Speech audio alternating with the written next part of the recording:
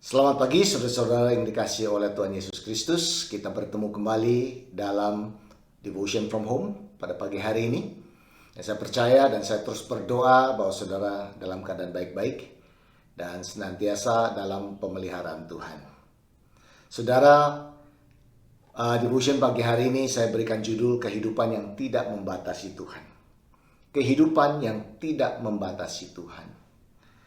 Barusan kita lewati bersama Hari Pentakosta, ya, di mana 50 hari setelah Yesus Kristus bangkit dari maut, dari kubur, dan sesuai dengan janjinya Tuhan Yesus kepada murid-muridnya bahwa lebih baik untuk dia pergi supaya penolong yaitu Roh Kudus boleh dicurahkan.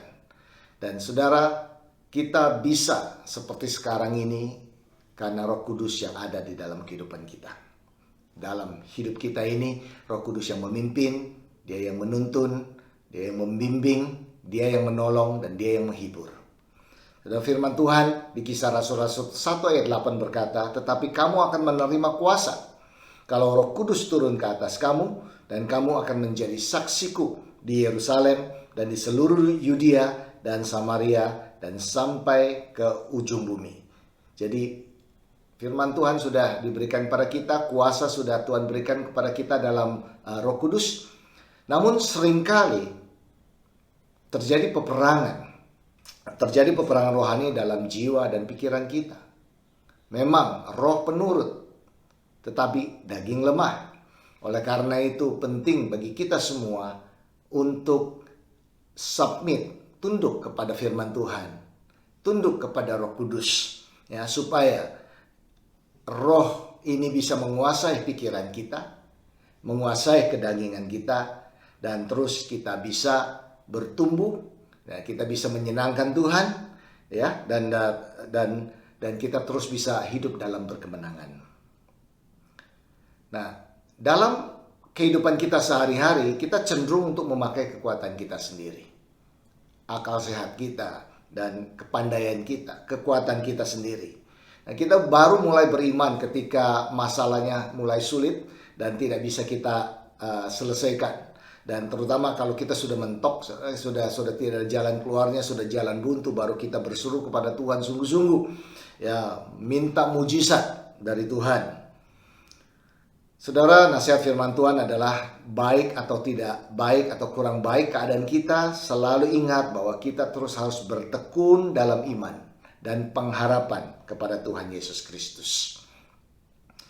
Kita tahu bahwa kejahatan dunia itu terus bertambah. Oleh karena itu, iman kita pun perlu bertumbuh. Nah, Roh Kudus sudah diberikan kepada kita. Ya, seperti saya tadi katakan bahwa Roh Kudus sudah diberikan kepada kita sebagai penuntun, penghibur, ya, yang memberikan guidance, memberikan arahan, ya, kepada hidup kita dan menolong kita. Dan kemenangan sudah dijamin. Namun, kenapa sebagian orang, terutama orang percaya, belum hidup seperti orang-orang yang menang? Kenapa, saudara? Karena tanpa sadar, kita sering membatasi Tuhan. Nah, kenapa bisa jadi kurang percaya kepada Tuhan? Paling tidak ada 3 alasan kenapa. Yang pertama, karena menunggu jawaban dari Tuhan itu kelamaan. Akhirnya membawa masalah ke tangannya sendiri. Kita mau Tuhan menjawab kita dengan kurun waktu kita. Dengan waktu yang kita tentukan, dan kita berharap dan kita terus beriman bahwa Tuhan akan menjawab pada waktunya kita. Sepertinya kita memberikan batas waktu. Kalau belum dijawab oleh Tuhan setelah batas waktu yang kita sudah tentukan, maka itu jawaban bahwa kita akan memutuskan, kita akan berjalan dengan keputusan kita sendiri. Saudara, tidak seperti itu. Tidak seperti itu harusnya. Ada cara-cara Tuhan yang lebih baik. Nah, atau kita terpaksa mengambil keputusan sendiri karena terpaksa atau dipaksa atau didesak oleh orang. Dan akhirnya kita mengambil keputusan berdasarkan emosi kita dan bukan berdasarkan apa yang firman Tuhan katakan. Kita bisa melihat di dalam perjanjian lama ada satu kejadian di mana Raja Saul sebenarnya raja yang diurapi oleh Tuhan. Raja Saul mempersembahkan korban yang seharusnya dilakukan oleh Nabi Samuel. Nah, raja terdesak dengan situasi pada waktu itu dan Samuel terlambat datang. Akhirnya dia mengambil keputusan sendiri, aku juga bisa melakukan persembahan itu. Nah, baru saja dia memulai persembahan kepada Tuhan dalam melakukan korban bakaran, Samuel muncul. Dan saudara tahu, Tuhan bukan marah karena Saul mempersembahkan korban bakaran kepada dia. Tuhan marah karena Saul tidak taat, tidak mengikuti firman-Nya. Jadi akibatnya apa, saudara? Akibatnya adalah urapan sebagai raja diambil kembali oleh Tuhan dan diberikan kepada Daud, penggantinya. Ada satu lagi kejadian di dalam perjanjian lama juga, yaitu Abraham.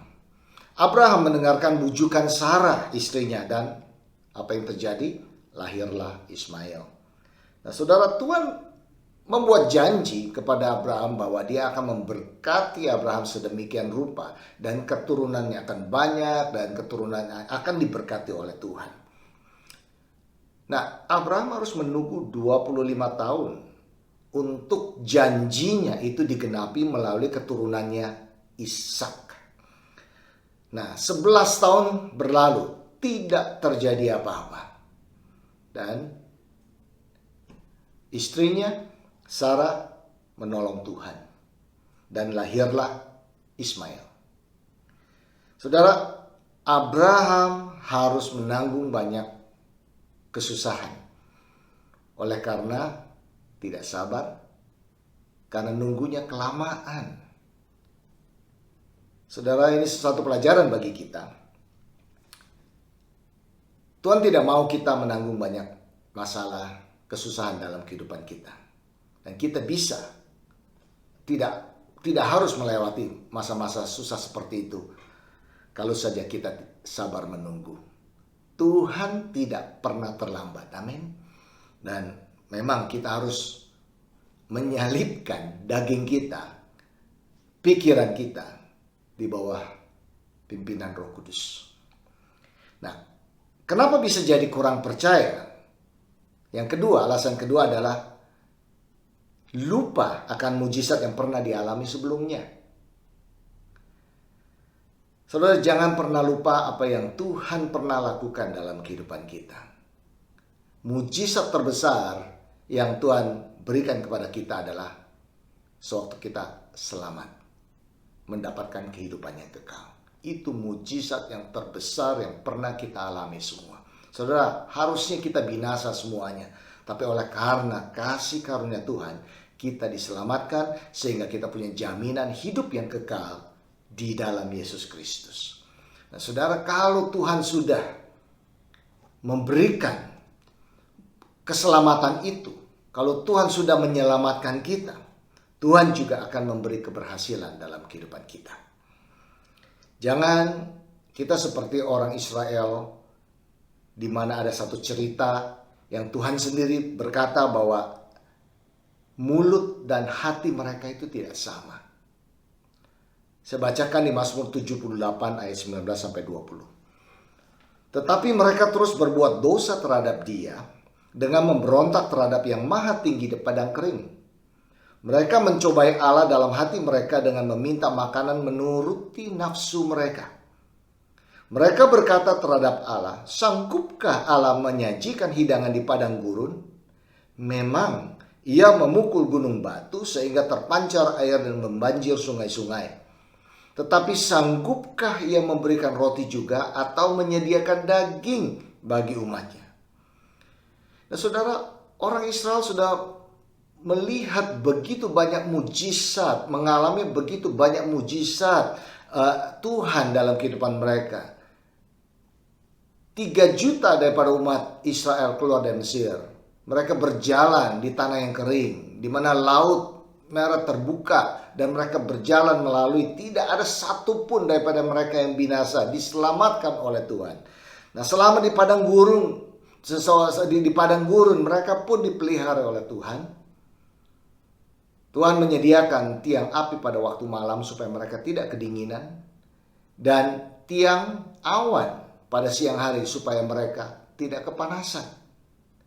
Dan bahkan firman Tuhan mengatakan kasut mereka tidak koyak. Bayangkan saudara, selama 40 tahun mereka di padang gurun. Mereka dipelihara oleh Tuhan.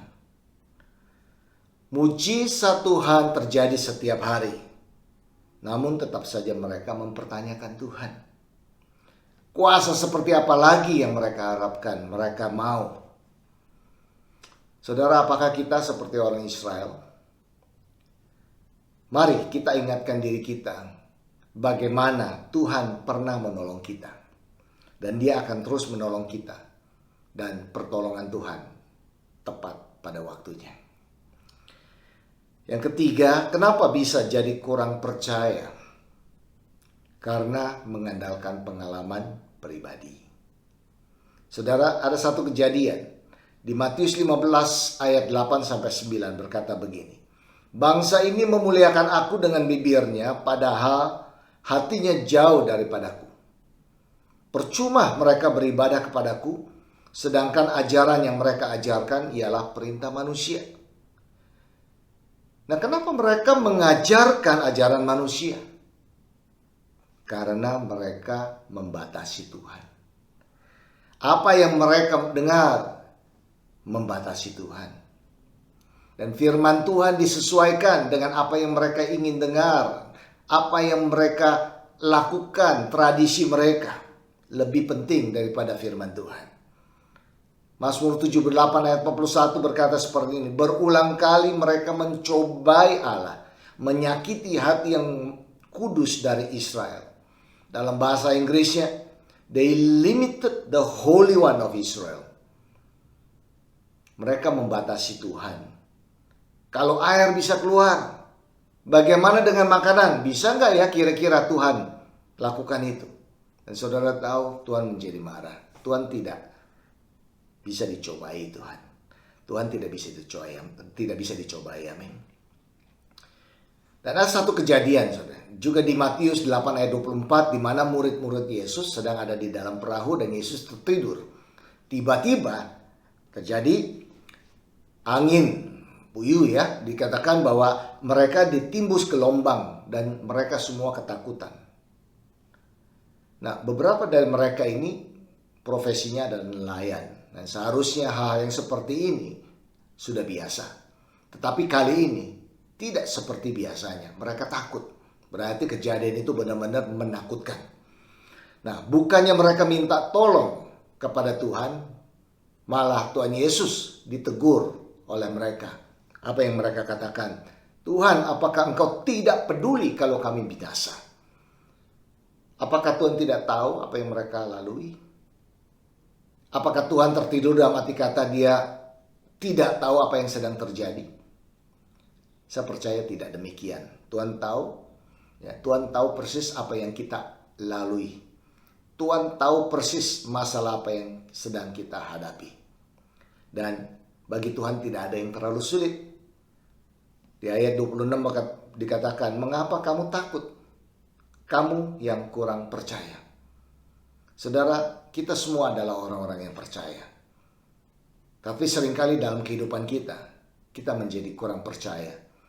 Karena kita mengandalkan kekuatan kita mengandalkan pikiran kita mulai mendengar apa kata orang. Dan mari kita rubah cara berpikir kita. Mari kita pegang teguh firman Tuhan. Mari kita beriman kepada Tuhan. Karena iman kita ini, kalau kita bertekun dalam iman kita akan tahu bahwa sebenarnya Tuhan itu tidak jauh dari kita. Dia pasti menolong dan Dia pasti menyelamatkan. Jadi saudara, kalau Tuhan tidak kita batasi, kita bisa alami berbagai mujizat Tuhan. Pertanyaannya, mengapa kita harus batasi Tuhan padahal Dia itu sama, betul?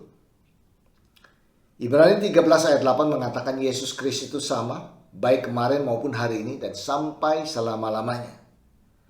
Saudara, kalau Tuhan punya hati ingin menyembuhkan, sampai sekarang juga tetap sama. Dia akan menyembuhkan. Begitu juga dengan mujizat-mujizat lainnya. Tuhan tetap akan lakukan bagi saudara dan saya.